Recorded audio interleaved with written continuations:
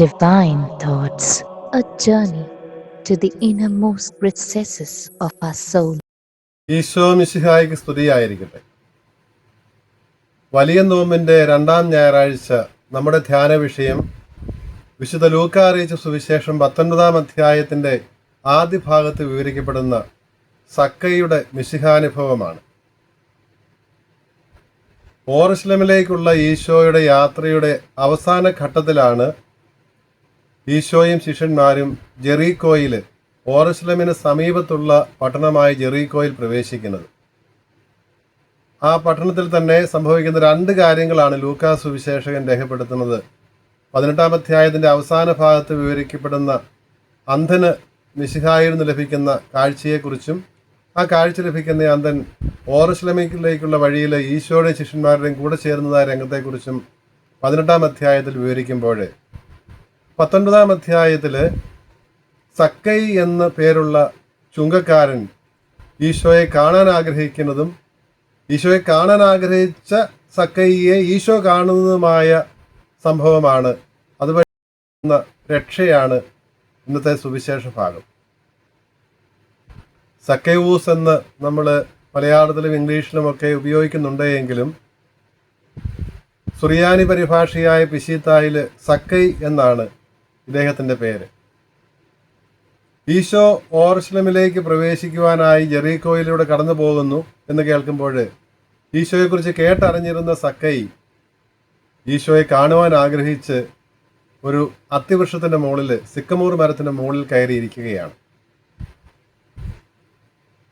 എന്തുകൊണ്ടാണ് സക്കൈ മരത്തിന് മുകളിൽ കയറുന്നത് എന്നുള്ളത് സുവിശേഷൻ തന്നെ വ്യക്തമാക്കുന്നുണ്ട്.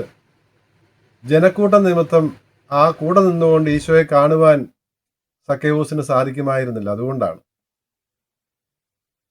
ചുങ്കക്കാരൻ സമൂഹത്തിൽ വലിയ സ്ഥാനമുള്ള വ്യക്തിയായിരുന്നു. വലിയ ആർഭാടപൂർവ്വം വസ്ത്രം ധരിച്ച് ഷൂസും കോട്ടുമൊക്കെ ഇട്ട് നടന്നിരുന്ന സക്കൈവൂസ് ഈശോയെ കാണുവാനോടുകൂടി മരത്തിൽ കയറിയെന്ന് പറയുമ്പോൾ അദ്ദേഹത്തിൻ്റെ ഭാഗത്തു നിന്നുള്ള വലിയ എളിമപ്പെടുത്തൽ നമുക്ക് മനസ്സിലാകും. ജനക്കൂട്ടം നിമിത്തം ഈശോയെ കാണാൻ സാധിക്കാത്തത് കൊണ്ടും പൊക്കം കുറവായിരുന്നത് കൊണ്ടുമാണ് സക്കൈവൂസ് മരത്തിൽ കയറിയത് എന്ന സുവിശേഷത്തിൽ നമ്മൾ കാണുന്നുണ്ട്. ഈ ഭാഗം വ്യാഖ്യാനിക്കുമ്പോൾ സഭാപിതാവായ അലക്സാൻഡ്രിയയിലെ സിറിൽ പിതാവ് പറയും, മൾട്ടിറ്റ്യൂഡ് കാരണമാണ് ഈശോയെ ഈശോയ്ക്ക് കാണാൻ പറ്റാതെ പോയതെന്ന് പറയുന്നത് ജനക്കൂട്ടത്തിൻ്റെ മൾട്ടിറ്റ്യൂഡ് ഓഫ് പീപ്പിൾ അല്ല, അല്ലെങ്കിൽ മൾട്ടിറ്റ്യൂഡ് ഓഫ് പേഴ്സൺസ് അല്ല. കാരണം സക്കൈയുടെ മൾട്ടിറ്റ്യൂഡ് ഓഫ് സിൻസ് ആണ്. സക്കൈയുടെ നിരവധിയായ പാപങ്ങളാണ് ഈശോയെ കാണുന്നതിൽ നിന്ന് അദ്ദേഹത്തെ തടസ്സപ്പെടുത്തിയത് എന്നാണ് അലക്സാൻഡ്രിയയിലെ സിറില് അഭിപ്രായപ്പെടുന്നത്. സക്കൈയുടെ ജീവിതത്തിലെ പാപങ്ങൾ എന്തായിരുന്നു, കുറവുകൾ എന്തായിരുന്നു എന്നുള്ളത് പിന്നീട് ഈശോയെ സ്വന്തം ഭവനത്തിൽ സ്വീകരിക്കുമ്പോൾ ജീവിത പരിവർത്തനത്തിൻ്റെ ഭാഗമായിട്ട് അദ്ദേഹം ഏറ്റുപറയുന്ന കാര്യങ്ങളിൽ നിന്ന് ഞാൻ ആരുടെയെങ്കിലും വക വഞ്ചിച്ചെടുത്തിട്ടുണ്ടെങ്കിൽ 4 ഇരട്ടിയായി തിരികെ കൊടുക്കുന്നു എന്ന് പറയുമ്പോൾ ആരുടെയൊക്കെയോ എന്തൊക്കെയോ വഞ്ചിച്ചെടുത്തിട്ടുണ്ട് എന്നുള്ളതിൻ്റെ സൂചനയാണല്ലോ അത് ചുങ്കക്കാരുടെ സ്വഭാവമായിരുന്നു എന്നുള്ളത് നമുക്ക് മനസ്സിലാകുന്നുമുണ്ട് സുവിശേഷ വിവരണങ്ങളിൽ നിന്ന്. സഭാപിതാവായ ആഗസ്തിനോസ് പറയും, ഭൂമിയിൽ നിന്നുകൊണ്ട് സക്കൈക്ക് ഈശോയെ കാണുവാൻ സാധിക്കുമായിരുന്നില്ല. ലൗകികമായ തലത്തിൽ നിന്നുകൊണ്ട്, ഭൗതികമായ തലത്തിൽ നിന്നുകൊണ്ട് ഈശോയെ കാണാൻ സാധിക്കുമായിരുന്നില്ല. അതുകൊണ്ട് ഉയരത്തിലേക്ക് സക്കൈവൂസ് പ്രവേശിക്കേണ്ടതുണ്ടായിരുന്നു, ഉയരങ്ങളിലേക്ക് കയറേണ്ടതുണ്ടായിരുന്നു. അതുകൊണ്ടാണ് മരത്തിൽ കയറേണ്ടി വന്നത്. ഭൂമിക്കുപരിയായി നിന്നുകൊണ്ട്, ഈ ലൗകികമായ ചിന്തകൾക്കുപരിയായി നിന്നുകൊണ്ട് മാത്രമേ മിശിഹായെ കാണാൻ സാധിക്കുകയുള്ളൂ. അതുകൊണ്ടാണ് മരത്തിൽ കയറുന്നതെന്നാണ് ആഗസ്തിനോസ് പിതാവ് പറയുന്നത്. സുറിയാനി സഭാ മൽപ്പാനായ അപ്രയം പിതാവ് ഈ ഭാഗത്തെക്കുറിച്ച് പറയുമ്പോൾ, ആദത്തിൻ്റെ വൃക്ഷം സക്കൈയുടെ വൃക്ഷം മൂലം വിസ്മരിക്കപ്പെട്ടു എന്നും ആ തെറ്റ് സക്കൈയുടെ ഈ നിഷ്കളങ്കത മൂലം മറക്കപ്പെട്ടു എന്നുമാണ് പറയുന്നത്. ആദത്തിൻ്റെ പാപത്തിന് കാരണമായ പർദീസായിലെ വൃക്ഷം, ആ വൃക്ഷം വഴിയുണ്ടായ തെറ്റ് വിസ്മരിക്കപ്പെട്ടു. പുതിയ ആദത്തിൻ്റെ രണ്ടാം ആദമായ മിശിഹായുടെ മരത്തിലൂടെ അതിൻ്റെ ഒരു മുന്നോടിയായിരുന്നു സക്കൈ കയറിയ ഈ വൃക്ഷമെന്നാണ് അപ്രയം പിതാവ് പറയുന്നത്. ആദത്തിൻ്റെ തെറ്റ് വിസ്മരിക്കപ്പെടുന്നതിന് കാരണമായത് മരത്തിൽ തൂക്കപ്പെട്ട മിശിഹായിലൂടെയാണ്, രണ്ടാമത്തെ ആദത്തിലൂടെയാണ് എന്ന് സഭ അപ്രയം പിതാവ് വ്യാഖ്യാനിക്കുന്നുണ്ട്. അപ്പോൾ ആ നിഷ്കളങ്കത കൊണ്ട്, മരത്തിൽ തെളിയിക്കപ്പെട്ട നിഷ്കളങ്കത കൊണ്ട്, തെറ്റില്ലാത്തവനായി കുറ്റമില്ലാത്തവനായിട്ടാണല്ലോ ഈശോ കുരിശിൽ ഏറ്റപ്പെടുന്നത്. അപ്പോൾ ആ നിഷ്കളങ്കത കൊണ്ട് ആദത്തിന്റെ തെറ്റ് വിസ്മരിക്കപ്പെട്ടു എന്നും അപ്രയം പിതാവ് പറയുന്നു. ഈ സക്കൈയുടെ ഈ നിഷ്കളങ്കത ഈശോയെ കാണുവാനുള്ള ആഗ്രഹം കണ്ടതുകൊണ്ടാണ്, മനസ്സിലാക്കിയത് കൊണ്ടാണ് ഈശോ സക്കൈ നീ വേഗം ഇറങ്ങി, ഇന്ന് എനിക്ക് നിന്റെ വീട്ടിൽ താമസിക്കേണ്ടിയിരിക്കുന്നു എന്ന് പറയുന്നത്. ഈ ഭാഗം വ്യാഖ്യാനിക്കുമ്പോൾ സഭാപിതാവായ അംബ്രോസ് പറയും, സക്കൈ ഈശോയെ ക്ഷണിച്ചൊന്നുമില്ല വീട്ടിലേക്ക്. തനിക്ക് ക്ഷണമൊന്നും കിട്ടിയില്ലെങ്കിലും ആ മനസ്സിൻ്റെ ആഗ്രഹം, സക്കൈയുടെ മനസ്സിലെ ആഗ്രഹം തിരിച്ചറിഞ്ഞ് മനസ്സിലാക്കിക്കൊണ്ടാണ് ഈശോ സ്വയം സക്കൈയുടെ വീട്ടിലേക്ക് അതിഥിയായി ചെല്ലാമെന്ന് പറയുകയാണ്. വേഗം ഇറങ്ങി വരിക, എനിക്കിന്ന് നിന്റെ വീട്ടിൽ താമസിക്കേണ്ടിയിരിക്കുന്നു, ഇന്ന് എനിക്ക് നിന്റെ വീട്ടിൽ താമസിക്കേണ്ടിയിരിക്കുന്നു എന്നാണ് ഈശോ സക്കൈയോട് പറയുന്നത്. ലൂക്കായുടെ സുവിശേഷത്തിലെ പല സ്ഥലങ്ങളിൽ ഇന്ന് എന്നുള്ള പ്രയോഗം നമുക്ക് കാണാം. ടുഡേ, ആ ടുഡേ ഓഫ് സാൽവേഷനാണ്, രക്ഷയുടെ ഇന്നാണ്. ഈ സുവിശേഷ ഭാഗത്ത് തന്നെ സക്കൈയോട് പറയുമ്പോൾ നീ ഇറങ്ങി വരിക, ഇന്ന് എനിക്ക് നിന്റെ വീട്ടിൽ താമസിക്കണമെന്ന് പറയുന്ന ഈ ഈശോ തന്നെ ഈ ഭാഗത്തിൻ്റെ വിവരണത്തിൻ്റെ അവസാന വാക്യങ്ങളിൽ പറയും, ഇന്ന് ഈ ഭവനത്തിന് രക്ഷ കൈവന്നിരിക്കുന്നുവെന്ന്. രക്ഷയുടെ ഇന്നിനെക്കുറിച്ച് സുവിശേഷത്തിൻ്റെ ആരംഭം മുതൽ നമുക്ക് കാണാം. 2-ാം അധ്യായത്തിൽ, ലൂക്കായുടെ സുവിശേഷ അധ്യായത്തിലെ 10-11 വാക്യങ്ങളിൽ രക്ഷകനായ മിശിഹായുടെ ജനനത്തെക്കുറിച്ച്, മനുഷ്യാവതാരത്തെക്കുറിച്ച് പറയുമ്പോൾ ദൂതൻ ഇടയന്മാരോട് പറയുന്നതും ഇന്ന് സകല ജനത്തിനു വേണ്ടിയുള്ള രക്ഷകൻ ജനിച്ചിരിക്കുന്നു ദാവീദിന്റെ പട്ടണത്തിൽ എന്നാണ് പറയുന്നത്. ഈശോ തന്റെ പരസ്യജീവിതത്തിന്റെ ആരംഭത്തിൽ നസ്രത്തിലെ സിനഗോഗിൽ വെച്ച് ഏഷ്യ നിവിയായിൽ നിന്ന് വായിച്ച് നിവിയ പറഞ്ഞ പ്രവചനം ഇന്ന് നിങ്ങൾ കേൾക്കെ തന്നെ എന്നിൽ നിറവേറിയിരിക്കുന്നു എന്ന് പറയുമ്പോഴും, കുരിശിൽ കിടന്നുകൊണ്ട് നല്ല കളനോട് നീ ഇന്ന് എന്നോടുകൂടി പർദീസായിലായിരിക്കുമെന്ന് പറയുമ്പോഴും എല്ലാം ഈ രക്ഷയുടെ ഇന്നാണ് നമ്മൾ കാണുന്നത്. അപ്പോൾ ഈശോയുടെ മനുഷ്യാവതാരത്തിൻ്റെ സന്ദർഭത്തിൽ, പരസ്യജീവിതത്തിൻ്റെ ആരംഭത്തിൽ, ഇന്ന് നമ്മൾ വായിക്കുന്ന പരസ്യജീവിതത്തിൻ്റെ അവസാന ഘട്ടത്തോടെടുക്കുന്ന ഈ 19-ാം അധ്യായത്തിൽ, പിന്നെ 23-ാം അധ്യായത്തിൽ അവസാന ഭാഗത്തേക്ക് വരുമ്പോൾ നല്ല കള്ളനോട് ഈശോയ്ക്ക് പറയുന്നതും ഇന്ന് നീ എന്നോട് പർദീസായിലായിരിക്കുമെന്നാണ്. അപ്പോൾ ഈശോയുടെ മനുഷ്യാവതാരത്തിൽ ആരംഭിച്ച് അവിടുത്തെ 2-ാമത്തെ ആഗമനം വരെ തുടരുന്ന ആ കാലഘട്ടമാണ് രക്ഷയുടെ ഇന്ന്, ടുഡേ ഓഫ് സാൽവേഷൻ എന്ന് പറയുന്നത്. ആ രക്ഷ സമയത്ത് ജീവിക്കുന്നതിന് ഭാഗ്യം ലഭിച്ചവരാണ് നമ്മളും. അപ്പോൾ സക്കൈക്കുണ്ടായിരുന്ന ആ ആഗ്രഹം നമുക്കും ഉണ്ടായാൽ മതി, ഈശോയെ ഒന്ന് കാണണമെന്നുള്ള ആഗ്രഹം.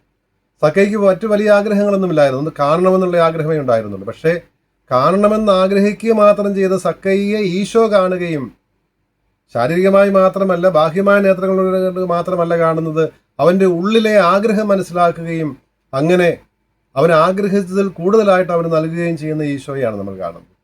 ഇന്ന് ഞാൻ നിന്റെ വീട്ടിൽ അതിഥിയായി പാർക്കുന്നു എന്നാണ്. അപ്പോൾ ഈശോ സ്വന്തം ഭവനത്തിലേക്ക് കടന്നു വന്നു കഴിയുമ്പോൾ, സ്വന്തം ജീവിതത്തിലേക്ക് കടന്നു വന്നു കഴിയുമ്പോൾ ഉണ്ടാകുന്ന മാറ്റമാണ് സക്കൈയൂസ് ഈശോയെ ഭവനത്തിൽ സ്വീകരിച്ചു കഴിയുമ്പോൾ ഏറ്റു പറയുന്നത്.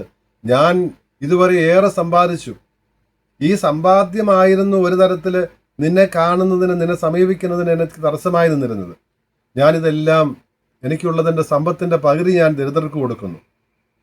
അപ്പോൾ എന്തുകൊണ്ടാണ് പകുതി മാത്രം കൊടുക്കുന്നത്?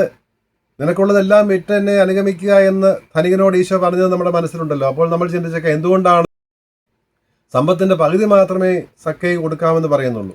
ഇതേക്കുറിച്ച് ആഗസ്തിനോസ് പിതാവ് പറയും, മറ്റേ പകുതി, 2-ാം പകുതി സക്കൈ പറയുന്ന 2-ാമത്തെ കാര്യത്തിന് വേണ്ടിയാണ്. എന്തിനു വേണ്ടിയാണ്? സക്കൈ കൂട്ടിച്ചേർത്തു, ഞാൻ പകുതി പാവപ്പെട്ടവർക്ക് കൊടുക്കുന്നു, ദരിദ്രർക്ക് കൊടുക്കുന്നു, ആരുടെയെങ്കിലും വക വഞ്ചിച്ചെടുത്തിട്ടുണ്ടെങ്കിൽ 4 ഇരട്ടിയായി തിരികെ കൊടുക്കുന്നു. അപ്പോൾ എന്തുമാത്രം വഞ്ചിച്ചെടുത്തിട്ടുണ്ട് എന്നുള്ളത് നമുക്ക് ഊഹിക്കാൻ സാധിക്കും. സക്കൈക്കുണ്ടായിരുന്ന സമ്പത്തിൻ്റെ ഒരു 8-1, പകുതിയുടെ 4-1ആണല്ലോ, 4 ഇരട്ടി കൊടുക്കാമെന്നാണല്ലോ പറയുന്നത്. അപ്പോൾ സമ്പത്തിൻ്റെ 8-1 അദ്ദേഹം ആരുടെയെങ്കിലുമൊക്കെ വഞ്ചിച്ചെടുത്തതായിരുന്നു എന്നുള്ളത് ആ ഒരു ഏറ്റുപറച്ചിലിൽ നിന്ന് വ്യക്തമാണ്. അപ്പോൾ അതിനുവേണ്ടിയാണ് ഈ പകുതി സക്കൈ മാറ്റിവെച്ചത് എന്നാണ് ആഗസ്തിനോസ് പിതാവ് പറയുന്നത്. അപ്പോൾ ഈശോ ജീവിതത്തിലേക്ക് കടന്നു വന്നു കഴിയുമ്പോൾ ഉണ്ടാകുന്ന മാറ്റമാണ് നമ്മളിവിടെ കാണുക. നമുക്കുള്ളത് അത് ദൈവം നമുക്ക് നൽകിയിരിക്കുന്നതാണ്, മറ്റുള്ളവർക്ക് കൂടി ഉപകാരപ്പെടുത്തുവാനുള്ളതാണ് എന്ന് നമ്മൾ മനസ്സിലാക്കുമ്പോൾ, ദാനധർമ്മം ചെയ്യുമ്പോൾ നമ്മൾ യഥാർത്ഥത്തിൽ ദൈവത്തിൻ്റെ രക്ഷയ്ക്ക് പാത്രീഭൂതരാണ്. അതുകൊണ്ടാണല്ലോ ഈശോ പറയുന്നത്, ഇത് പറഞ്ഞു കഴിയുമ്പോൾ സക്കൈയോട് പറയുകയാണ്, ഇന്ന് ഈ ഭവനത്തിന് രക്ഷ കൈവന്നിരിക്കുന്നു, നീയും അബ്രാഹത്തിൻ്റെ പുത്രനാണ് എന്ന്. ഇന്ന് ഈ ഭവനത്തിന് രക്ഷ കൈവന്നിരിക്കുന്നു എന്ന് ഈശോ പറയാനുള്ള കാരണം ഈ പുതിയ ജീവിതത്തിന്, ജീവിത നവീകരണത്തിനുള്ള സക്കയുടെ തീരുമാനമാണ് എന്നാണ് സഭാപിതാവായ സിപ്രിയാൻ പറയുന്നത്. സിപ്രിയാന്റെ വാക്കുകളിൽ ദരിദ്രരെ സഹായിക്കുന്നവനാണ് യഥാർത്ഥത്തിൽ അബ്രാഹത്തിന്റെ സന്തതി, അബ്രാഹത്തിന്റെ പുത്രൻ.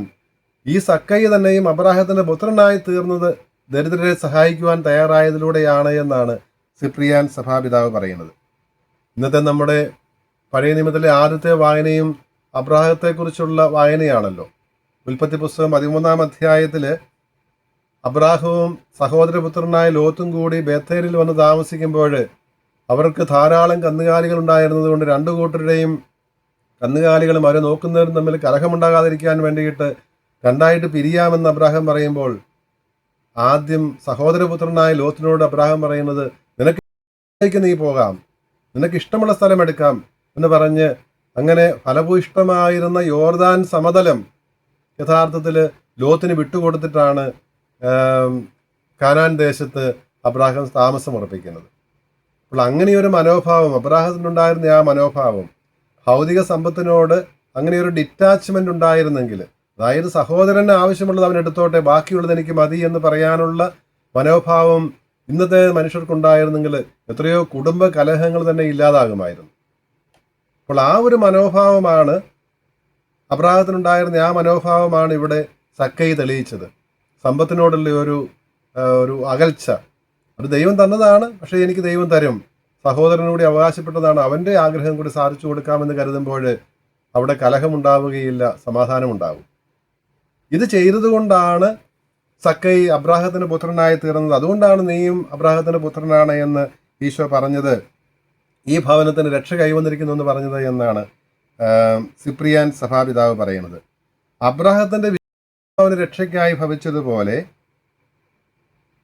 ദൈവകൽപ്പന പ്രകാരം ദരിദ്രനെ സഹായിക്കുന്നവൻ അവനും നിശ്ചയമായും ദൈവത്തിൽ വിശ്വസിക്കുന്നവനാണ്.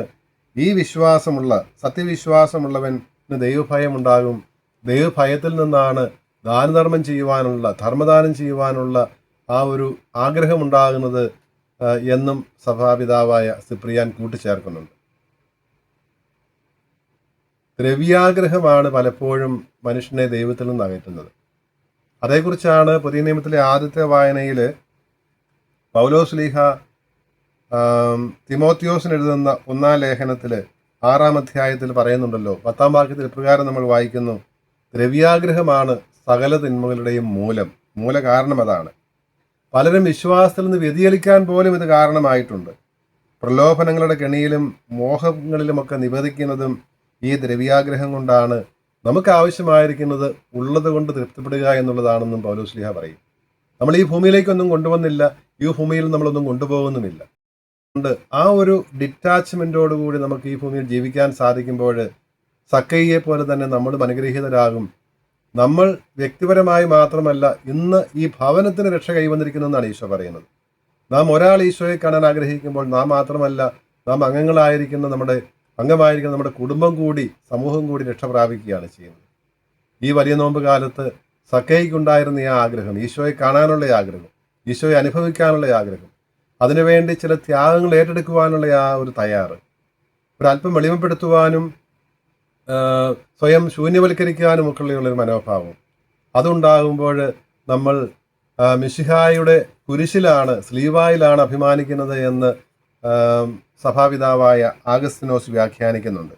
ഈ ഭാഗത്തെക്കുറിച്ച് വ്യാഖ്യാനിക്കുമ്പോൾ ആഗസ്തിനോസ് പിതാവ് പൗലോസ് ശ്ലീഹായുടെ കൊറിന്തോസുകാർക്കുള്ള 1-ാം ലേഖനത്തിലെ 1-ാം അധ്യായത്തിലെ 23-ാം വാക്യം, യഹൂദർക്ക് ഇടർച്ചയും വിജാതിയർക്ക് പോഷത്വവുമായ ക്രൂശിതനെയാണ് ഞങ്ങൾ പ്രഘോഷിക്കുന്നത്. അത് ഈ ലോകത്തിൻ്റെ വിജ്ഞാനം ദൈവത്തിൻ്റെ പോഷത്വമാണ് അല്ലെങ്കിൽ ഈ ദൈവത്തിൻ്റെ ഭോഷത്വം തന്നെ ഈ ലോകത്തിൻ്റെ വിജ്ഞാനത്തെക്കാൾ ശ്രേഷ്ഠമാണ് എന്നൊക്കെ ഉള്ള പൗലോസിൻ്റെ വാക്യങ്ങൾ ഉദ്ധരിച്ചുകൊണ്ടാണ് ആഗസ്തീനോസ് പിതാവ് ഈ ഭാഗം വ്യാഖ്യാനിക്കുന്നത്. അപ്പോൾ സ്ലീവായുടെ മരമാണ് യഥാർത്ഥത്തിൽ ലോകത്തിന് ലജ്ജയായിട്ട് അപമാനമായിട്ട് തീർന്നത്, വിജാതീയർ ഭോഷത്വമായി കരുതിയത്, യഹൂദർ ഭോഷത്വമായും വിജാതീയർ വലിയ അപമാനത്തിൻ്റെ ചിഹ്നമായിട്ടും ഒക്കെ കരുതിയത്, ഭോഷത്വമായി കരുതുന്നതും ഇടർച്ചയ്ക്ക് കാരണമായിരിക്കുന്നതുമൊക്കെ ഈ സ്ലീവായാണ്. ആ സ്ലീവായുടെ മുന്നോടിയാണ് സക്കയൂസ് കയറിയ ഈ വൃക്ഷമെന്നാണ് ആഗസ്തീനോസ് പിതാവ് പറയുക. അപ്പോൾ സ്ലീവായിലൂടെയാണ് രക്ഷ നമുക്ക് ലഭിക്കുന്നത്. അപ്പോൾ സ്ലീവായിലേക്കുള്ള നമ്മുടെ യാത്രയാണ് ഈ 50 ദിവസത്തേത്. അതുകൊണ്ടായിരിക്കണം ആദ്യ ഭാഗത്ത് തന്നെ, നോമ്പിൻ്റെ ആരംഭത്തിൽ തന്നെ, ഈ ഒരു സ്ലീവായെ സൂചിപ്പിക്കുന്ന ഈ മരം എളിമപ്പെടുത്തലിൻ്റെ, ശൂന്യവൽക്കരണത്തിൻ്റെ, ലോകത്തിന് മുൻപിൽ പരിഹാസത്തിൻ്റെ അടയാളമായി തീരുന്ന, എന്നാൽ നമുക്ക് രക്ഷയ്ക്ക് അടിസ്ഥാനമായി ഭവിക്കുന്ന ഈ വൃക്ഷത്തെ അവതരിപ്പിച്ചുകൊണ്ട് സഭ മാനസാന്തരത്തിനായിട്ട്, സക്കയെ പോലെ മാനസാന്തരത്തിന് ഫലങ്ങൾ പുറപ്പെടുവിക്കുവാനായിട്ട്, സമ്പത്തിനോടുണ്ടാകേണ്ട ആ ക്രൈസ്തവ മനോഭാവം പുലർത്തുവാനായിട്ട്, നമുക്ക് ചുറ്റുമുള്ള ദരിദ്രരെക്കുറിച്ച് പരിഗണനയുള്ളവരാകുവാനായിട്ടുള്ള ആഹ്വാനം സഭ നൽകുന്നത്. ഈ ആഹ്വാനം നമുക്ക് സ്വീകരിക്കാം. മാനസാന്തരത്തിന് അനുയോജ്യമായ ഫലങ്ങൾ നമ്മുടെ ജീവിതത്തിൽ പുറപ്പെടുവിക്കുകയും ചെയ്യാം. ദൈവം അനുഗ്രഹിക്കും.